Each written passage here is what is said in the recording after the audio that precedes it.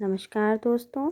आज मैं आपका गोपाष्टमी नामक पर्व से परिचय कराऊंगी और उससे संबंधित पौराणिक कथाएं भी सुनाऊंगी। गोपाष्टमी ब्रज की संस्कृति का प्रमुख पर्व है। यह गो पर्व कार्तिक शुक्ल की अष्टमी को मनाया जाता है। सनातन धर्म में गाय को पूजनीय माना जाता है और पुराणों के अनुसार भी गाय में 33 कोटि देवी देवताओं का वास है। व्यवहारिक दृष्टि से भी देखा जाए तो भी गाय मनुष्य जाति को कई प्रकार के लाभ देती है। गाय का दूध, उसका घी, दही, छाछ, यहाँ तक कि मूत्र भी मनुष्य जाति के स्वास्थ्य हेतु लाभदायक माना जाता है। हम और हमारे बच्चे अपने पालन हेतु गाय माँ पर निर्भर हैं, इसीलिए गाय हमारे लिए पूजनीय है। इस दिन प्रातःकाल गौओं को स्नान कराकर बछड़े सहित जल, अक्षत, रोली, वस्त्र तथा धूप दीप से आरती उतारी जाती है। उन्हें गुड़, रोटी, हरा चारा आदि सौभाग्य प्राप्ति हेतु खिलाया जाता है।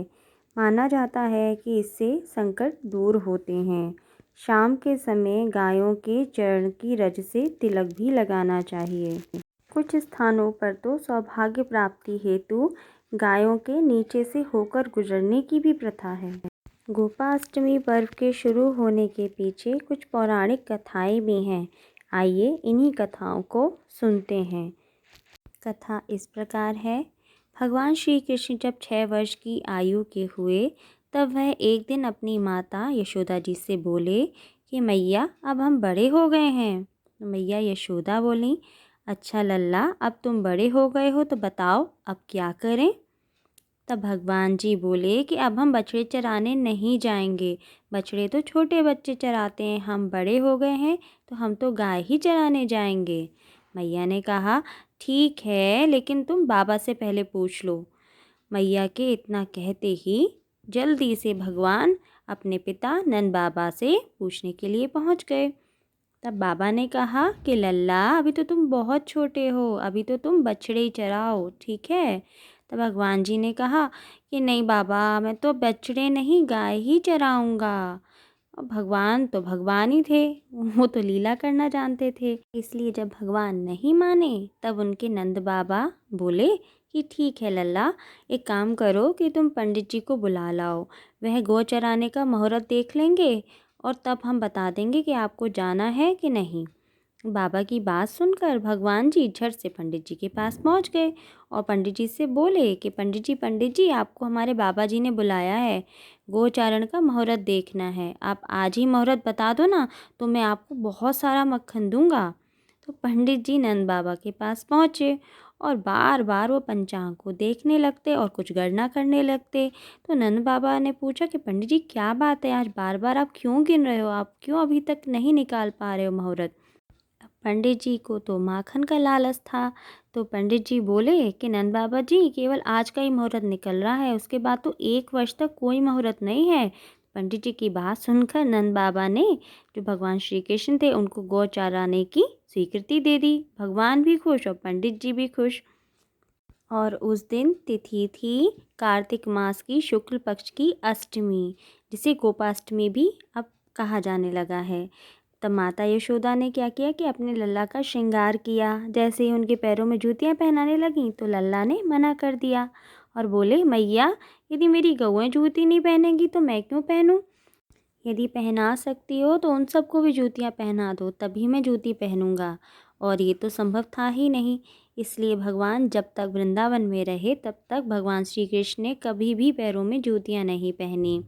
जब वे गाय चराने जाते थे तो आगे आगे गाय चलती थी और उनके पीछे पीछे बांसुरी बजाते हुए श्री कृष्ण और पीछे बलराम।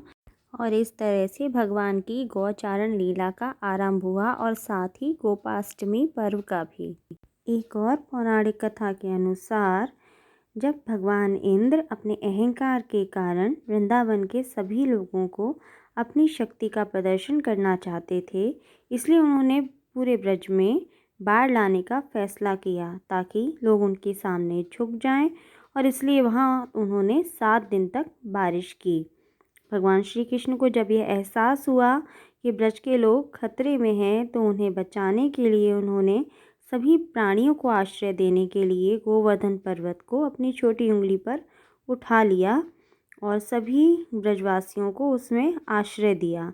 8वें दिन भगवान इंद्र को जब अपनी गलती का एहसास हुआ और बारिश बंद हो गई तो उन्होंने भगवान श्री कृष्ण से क्षमा मांगी। भगवान इंद्र और भगवान श्री कृष्ण पर तब सुरभि गाय या कामधेनु गाय ने दूध की वर्षा की और भगवान श्री कृष्ण को तब गोविंद नाम दिया गया, जिसका अर्थ है गायों का भगवान। यह 8वां दिन था जिसे अष्टमी कहा जाता है और ये विशेष दिन गोपाष्टमी के रूप में मनाया जाता है। गोपाष्टमी से जुड़ी हुई एक बात और ये भी है कि राधा भी गाय को चराने के लिए वन में जाना चाहती थी, लेकिन लड़की होने की वजह से उन्हें इस बात के लिए कोई भी हाँ नहीं करता था। इसलिए राधा ने एक तरकीब सोची। उन्होंने ग्वाला जैसे लड़कों के कपड़े पहने और वन में श्री कृष्ण के साथ गाय चराने चली गईं। इस तरह ये सभी कथाएं समाप्त होती हैं। अगर आप इसी तरह की और भी कहानियाँ सुनना चाहते हैं तो आप मेरे इस चैनल को सब्सक्राइब करें और इस वीडियो को शेयर करें। Thank you.